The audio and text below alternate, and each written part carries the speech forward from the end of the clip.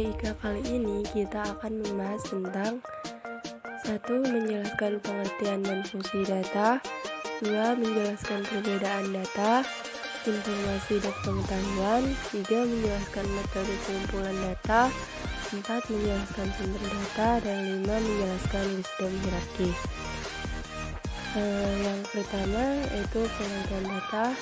Data adalah sesuatu yang belum mempunyai arti bagi penerimanya dan masih memerlukan adanya suatu pengolahan.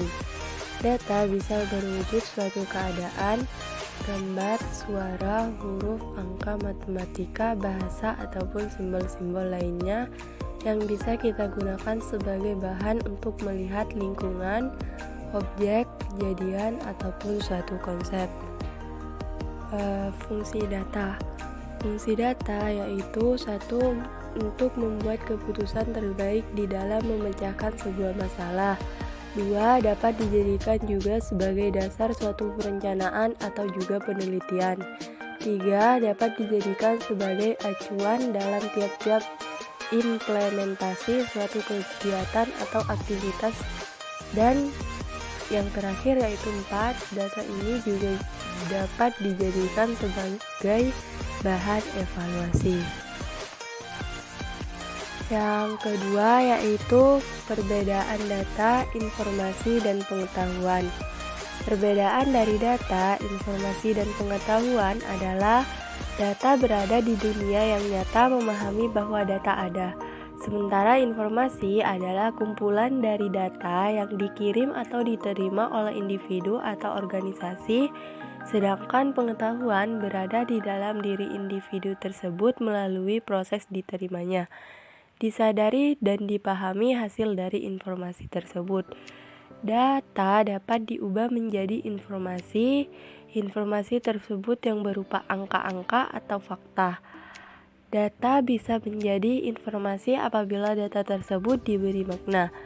Informasi tercipta ketika data dinilai melalui berbagai cara antara lain pengkategorisasian, penyaringan, atau penyusunan.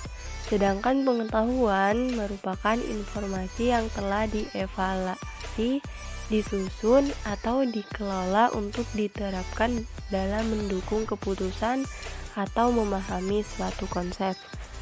Cara untuk mengumpulkan suatu data.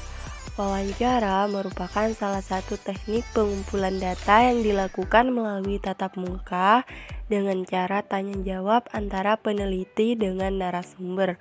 Seiring perkembangan teknologi, wawancara kini dapat dilakukan melalui telepon, email, atau video. Yang kedua yaitu metode pengumpulan data dengan cara observasi. Observasi merupakan metode pengumpulan data yang kompleks dikarenakan melibatkan beberapa faktor dalam pelaksanaannya. Metode pengumpulan data observasi ini dapat digunakan untuk merekam berbagai fenomena yang terjadi. Teknik ini cocok dilakukan untuk penelitian yang bertujuan mempelajari perilaku manusia, proses kerja, dan gejala-gejala alam. Metode pengumpulan data observasi ini terbagi menjadi dua, yaitu partisipan observation dan non-partisipan observation atau questionnaire.